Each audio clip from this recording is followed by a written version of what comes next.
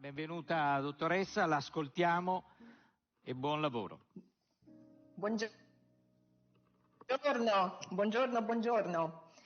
Allora, mi presento, sono l'ispettore generale per la spesa sociale della Ragioneria Generale dello Stato, cioè la struttura tecnica della Ragioneria Generale dello Stato che monitora, controlla, propone e supporta anche la politica nelle scelte in materia di spesa sociale, vale a dire la spesa per pensioni, la spesa per ammortizzatori sociali, per la spesa per gli anziani, la spesa per la sanità. Quindi racchiude tra le sue attività una serie di tematiche nevralgiche che interessano il nostro Paese e cercherò di farvi un po' capire a livello nazionale come ci muoviamo e anche il contesto internazionale che abbiamo di fronte. Allora, come ha detto il professor Rosina, la transizione demografica è importante nel nostro Paese e quindi negli scenari di finanza pubblica noi abbiamo il dovere di andare a tracciare l'impatto del cambiamento demografico attraverso l'analisi della transizione demografica, l'impatto distinguendo per le varie componenti, quindi come dicevo le pensioni, la sanità e la componente della long term care e l'istruzione, quantificare anche l'impatto della spesa legata alla transizione demografica sulla sostenibilità del debito pubblico, perché sappiamo che il nostro Paese ha un debito pubblico consistente e che ha degli obiettivi in ordine al contenimento della dinamica del debito pubblico e quindi la sua sostenibilità. Quindi andiamo a elaborare previsioni di medio-lungo periodo e lavoriamo anche a livello internazionale, perché a livello europeo le previsioni demografiche, le previsioni di medio-lungo periodo hanno una sede che è l'EPCWGA, che è di fatto la sede in cui si condividono tra i paesi europei anche i parametri per fare delle analisi comparabili a livello europeo. La transizione demografica, vedete che cosa abbiamo davanti, quello che vedete in azzurro è lo scenario futuro, è uno scenario che dà un intorno che dipende dalle ipotesi di transizione demografica e che vede, come ha detto il professor Rosina, una popolazione che diminuirà, una popolazione del nostro paese italiana che diminuirà, passeremo da circa 59 milioni nel 2070, che è il nostro periodo di previsione di euro, già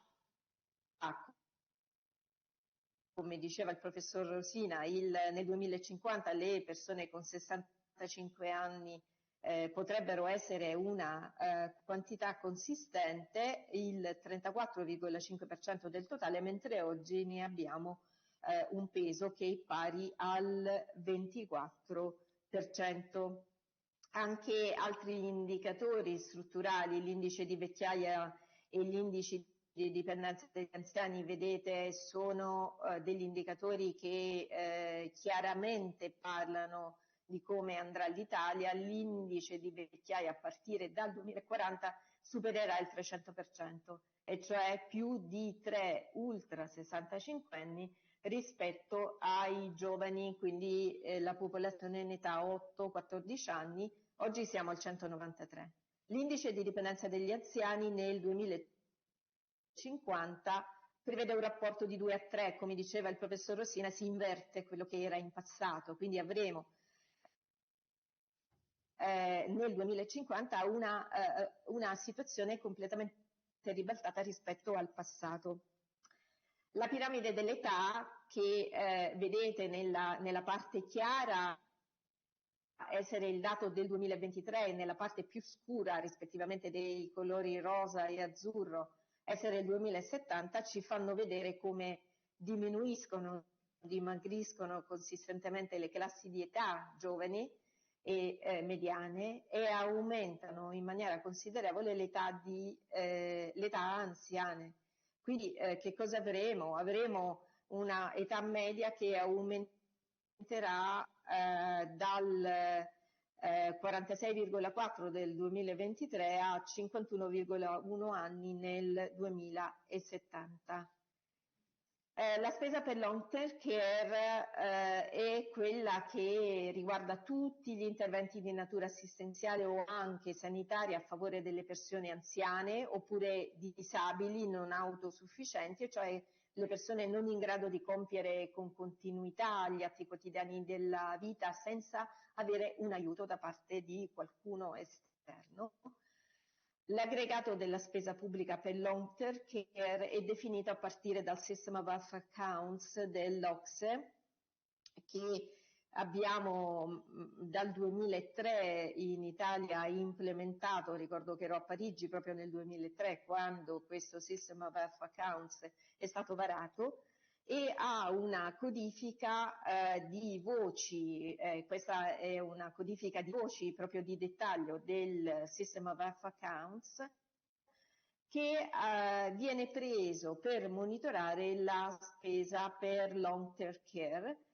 Ci sono delle componenti sanitarie, in particolare la funzione HC3 e la componente socio-assistenziale l'HCR 1.2. Sono alla base delle valutazioni, delle informazioni che servono a rilevare la spesa per long term care e andarne a effettuare il relativo monitoraggio. Noi in Ragioneria Generale dello Stato siamo noi anche anziani, ma nell'attività di monitoraggio in questo caso da più di 25 anni effettuiamo analisi degli effetti demografici sugli equilibri di finanza pubblica, come orizzonte previsivo il 2070, e naturalmente andiamo a vedere questi effetti del modello di lungo periodo e pubblichiamo annualmente. Siamo prossimi, spero entro dicembre, della pubblicazione del nuovo rapporto. Sarà il 26esimo rapporto relativo alle tendenze di medio-lungo periodo del sistema pensionistico e sociosanitario. Raccomando a chi fosse interessato un'attenta lettura di questo rapporto, che è praticamente un rapporto densissimo di informazioni, ma anche di parametri tecnici e di scenari anche demografici in ordine alle previsioni di lungo periodo. Allora andiamo ai dati. La spesa pubblica per prestazioni di protezione sociale nell'anno 2023 è il 26,4 del PIL, le prestazioni sociali in denaro sono il 19,9% e quelle in natura il 6,5%. All'interno delle prestazioni sociali in denaro c'è la spesa per le pensioni, il 15% del PIL, destinata ad incrementare. Le altre prestazioni sociali in denaro pesano il 5%, all'interno di questo aggregato la long term care lo 0,8%, stiamo parlando di long term care socioassistenziale. Nell'ambito della spesa per prestazioni sanitarie il 5,8%, la long term care è lo 0,6%. Naturalmente la spesa sanitaria totale è un po' più alta, vale il 6,2% del PIL. La spesa assistenziale in natura vale lo 0,7%, di cui il long term care lo 0,2%. La spesa pubblica per long term care nel 2023, se la vogliamo analizzare, è a livello totale l'1,63% del PIL. All'interno c'è la componente sanitaria dello 0,63%, l'indennità di accompagnamento lo 0,70 del PIL e altre prestazioni di long term care lo 0,29. Se volessimo guardare solo i 65 anni e più, la componente sanitaria per long term care è lo 0,42 del PIL, lo 0,53 nell'ambito dell'indennità di accompagnamento e lo 0,25 per le altre prestazioni di long term care, pesa rispetto al totale che è l'1,63, pesa per l'1,20 del PIL. Se vogliamo guardare la medesima spesa per funzioni, per macro funzioni in questo caso, la long term care at home, quindi l'assistenza domiciliare, le attività presso il domicilio pesano lo 0,31% del PIL, in institutions, quindi l'assistenza residenziale, semiresidenziale, quella che viene effettuata in contesti di strutture residenziali e semiresidenziali, è lo 0,49%, e cash benefits, quindi le erogazioni, le prestazioni che hanno una caratteristica di erogazione monetaria, sono lo 0,82%. Questo 1,63 vede i 65 anni e più assorbire risorse per 1,2% del PIL, rispettivamente at home lo 0,24%, in institutions lo 0,34% e cash benefits lo 0,62%. Le previsioni della spesa per long term care, e questa è la curva più importante per vedere l'impatto della long term care, che cosa vedono? Vedono che la spesa aumenterà, vedete che la curva sale e aumenterà tra il 2023 e il 2070 di 0,8 punti, passando quindi all'1,6% che abbiamo visto anche descritto prima per dettaglio, al 2,4% nel 2070. Vedete che c'è un momento di picco e una leggera flessione dopo il 2060 verso il 2070, però abbiamo davanti uno scenario di crescita importante della spesa per long term care. Ma che cosa trascina questa spesa? Questa spesa viene trascinata soprattutto dalla spesa per le pensioni. In ogni caso sono tutte in aumento le componenti della long term care e se guardiamo nel medio-lungo termine è prevista aumentare la quota di spesa in long term care, sempre in rapporto al PIL, destinata agli ultra ottantenni, con una corrispondente riduzione della spesa destinata alla fascia 65-79 anni di età e alla rimanente parte della popolazione, quindi gli ultra ottantenni avranno una crescita numerica e di assorbimento di risorse collegate, parlo di risorse pubbliche. Le previsioni di spesa age related che cosa vedono? Vedono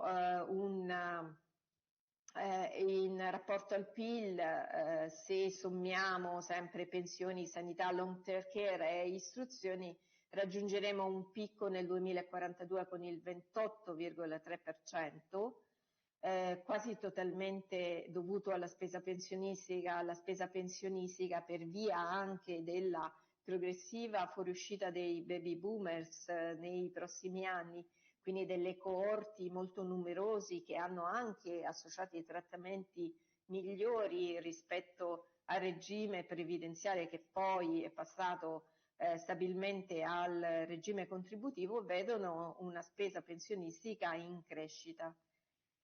Dopo questo anno l'incidenza della spesa diminuisce progressivamente, arriveremo al 25,7, quindi dimagriremo come spesa pubblica in percentuale sul PIL, ma anche qui chi la fa da padrona, e vedete che la parte azzurra è quella delle pensioni, è proprio lei, è una componente di spesa pubblica importante, con importanti variazioni, che di fatto influisce su tutta la spesa per la spesa age related, perché si muove con una importante dimensione, sia dimensione in termini di valori assoluti sia in termini di variazione.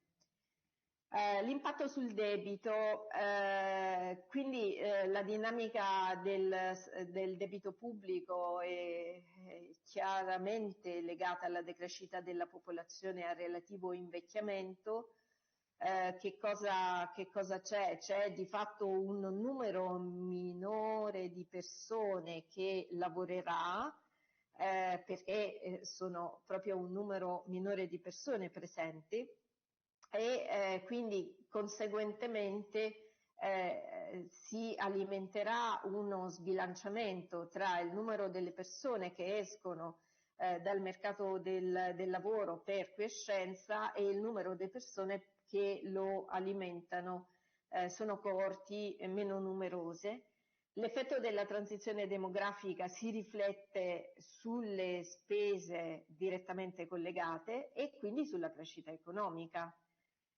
Quindi andare a vedere dove si sta andando ci permette anche di andare a vedere la sostenibilità del Paese, del sistema Italia, ai fini del rispetto del patto di stabilità e crescita, perché il nostro Paese, ripeto, è un Paese che ha una consistenza di debito pubblico, uno stock di debito pubblico importante e ha un futuro che non è roseo per aiutare questo debito pubblico. Quindi nei fatti è una dura lotta che si aspetta e, come diceva il professor Rosina, è necessario reinventare il modo di gestire le tematiche che finora abbiamo gestito in un modo, perché è tutto cambiato. Non possiamo pensare di avere le famiglie numerose degli anni 50,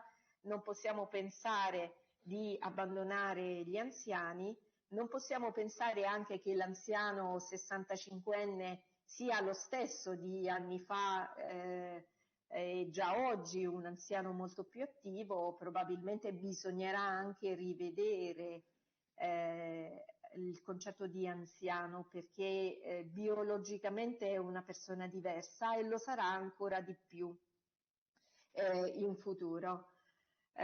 Quindi in presenza di una crescita nominale inferiore al tasso di interesse implicito, perché è lì che ci troviamo, il Paese deve realizzare avanzi primari per tenere sotto controllo il debito pubblico. E quindi come tale, siccome la incidenza in rapporto al PIL è prevista in incremento di circa 2 punti nell'arco dei prossimi 15 anni, non possiamo non vedere questo grande condizionamento che abbiamo sul nostro futuro. Avete nominato sanità, il servizio sanitario è diciamo la prima delle attenzioni dei nostri anziani, in generale della nostra popolazione, per il suo futuro. Ho portato una tabella sintetica che illustra quello che è la dotazione finanziaria del servizio sanitario. Faccio un paragone con il livello pre-Covid perché è stato uno spartiacque. Vede nel 2025, considerando anche il disegno di legge di bilancio che è in corso di esame dal Parlamento, vede una dotazione finanziaria che crescerà di 22 miliardi. Quindi è una dotazione finanziaria importante. Lo dico sempre da osservatore anche del servizio sanitario. Il servizio sanitario in questo momento ha bisogno di una profonda riorganizzazione, perché rispetto alla dote finanziaria che riceve e rispetto anche a un PNRR in corso di attuazione che aggiunge ulteriori risorse rispetto a quelle attuali, ci troviamo davanti a un servizio sanitario che non ha una progressiva, proporzionale capacità produttiva. Quindi è un momento di necessità di ripensamento del sistema in generale, della sua capacità di dare risposte assistenziali e delle modalità con cui queste risposte assistenziali vengono assicurate. Quindi ribadisco quello che un po' vi ho detto, le previsioni e gli andamenti demografici sono strettamente correlati, influiscono purtroppo gli andamenti demografici sulle previsioni di spesa in quanto portano una dotazione in aumento. Bisogna nelle analisi, noi lo facciamo, valutare gli effetti dei cambiamenti demografici sulla spesa e nel caso della long term care è necessario valutare l'impatto complessivo dei provvedimenti perché senza sapere dove andiamo e senza un orizzonte di lungo periodo noi corriamo dei pericoli come Paese e abbiamo bisogno di ponderare le decisioni pubbliche attraverso l'analisi di quelli che sono gli impatti di lungo periodo. Naturalmente dobbiamo essere molto realisti di come stanno le cose e quindi nel nostro lavoro offriamo le valutazioni per poter permettere ai decisori politici di prendere le migliori decisioni. Grazie.